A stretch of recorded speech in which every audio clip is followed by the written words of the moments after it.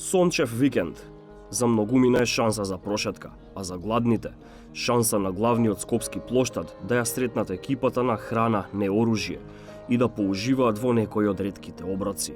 Организацијата е светска, а преку неколкумина ентузијасти успева и кај нас барем накратко да наполни по некој стомак.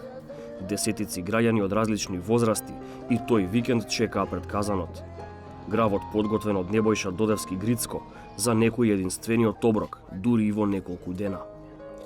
Секој од нас има право на храна, не привилегија, и секој има право на 3 оброка. Ако идеме според човечки некои правила, 3 оброка. Значи, денес он треба да добие 3 оброка, не еден оброк. Или ти, или јас, или било кој да е. А на жалост, они добиваат само у недела. Пред тоа правев 3 пати неделно, па прекинав и сега ради здравствени причини, пошто идам на диализа 3 пати у неделата, одам на диализа и го правам само еднаш неделно.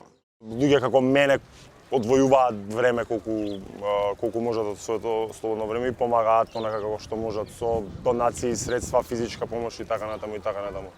Колку луѓе обслужуваме, така да го наречеме, дневно е дискутабилно во зависност, меѓутоа ајде да речеме дека големиот лонец кој што го имаме можеби има меѓу 80 и 100 порции.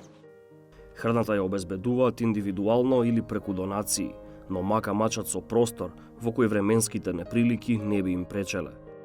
Готвењето е секаде што ќе ни отворат врата. Сега фала му на Господ Фимка и панеот колектив, они ни отворија врата, таму готвиме. Пред тоа сме готвеле надвор, сме готвеле во гаража. Значи јас не можам да кажам дека просторот е изговор да овие луѓе добиваат храна секој ден. Ама јас можам да кажам дека тој простор кој би го имале би бил на полезност на секој еден, не само на овие граѓани, него тој простор би било храна 24/7 за секој еден, дали имал или немал, да може слободно да дојде и да се јаде. Скопје е голем град, па можеби затоа и проблемите се повидливи, но тоа не значи дека во помалите градови не се водат слични животни битки. Географијата познава километри, но гладта не. Маката на сиромашните и гладните од Скопје ја делат и оние во другите градови. Например, тука, во Виница. Ако скопските организации се соочуваат со сериозни предизвици, како тогаш функционираат оние овде? Во Виница веќе една година ваква борба води хуманитарното здружение од Игитрија. Сместени во скромна просторија и со 4 активисти, прават надчовечки напори да обезбедат што повеќе храна за што повеќе луѓе.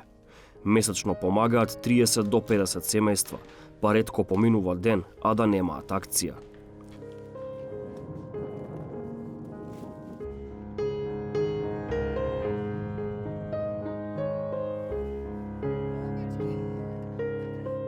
Ние акцент ставаме на прехранбени производи, бидејќи семејствата кои што ги посетуваме исклучиво навистина имаат потреба од храна, бидејќи кај некои луѓе и семејства можам да кажам дека оброкот им се сведува на минимум, односно 5 до 6 оброка во текот на неделата. Или кога некој ќе прашам, ќе кажа дека денес, например, имаат јадено само леп и вода. Ние покриваме, значи, на почетокот само Виница, меѓутоа со зголемениот број на донации покриваме дел од Кочани, рурални средини, исто така градот Виница, рурални средини плюс. Исто така праќаме и во градови во источниот регион, но може да се случи и во Западна Македонија доколку некој се јави за потреба.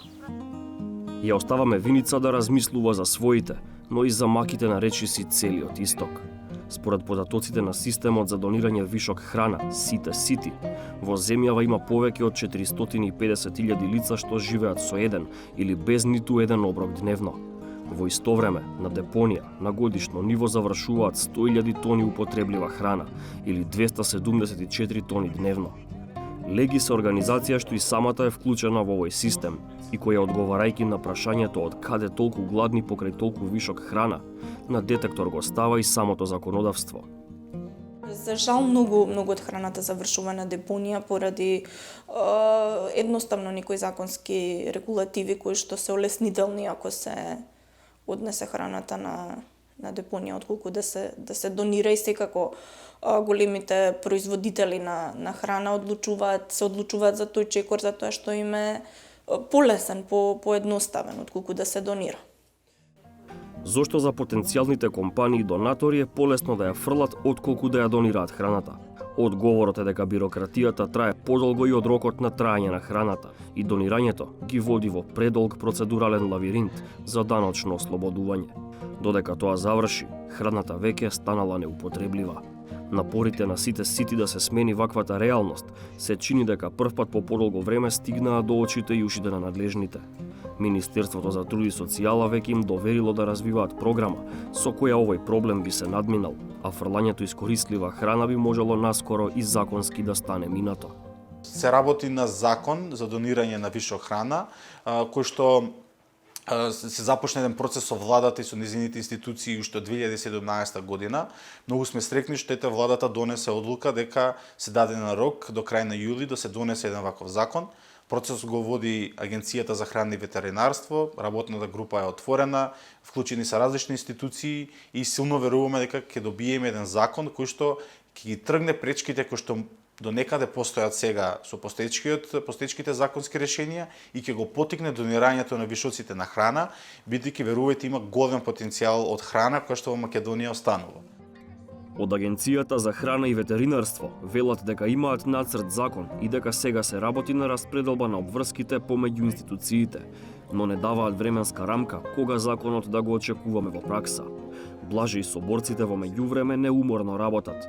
Во изминатата година спасиле 66 тони храна и со нив наполниле 220.000 порции. Како што вели, само скопските угостители во време на свадби и матурски можат од својот вишок да нахранат град од 10.000 жители. Храна има, но и гладни исто така. Како првото да го елиминира второто, е равенка која државата ќе треба да ја реши што поскоро.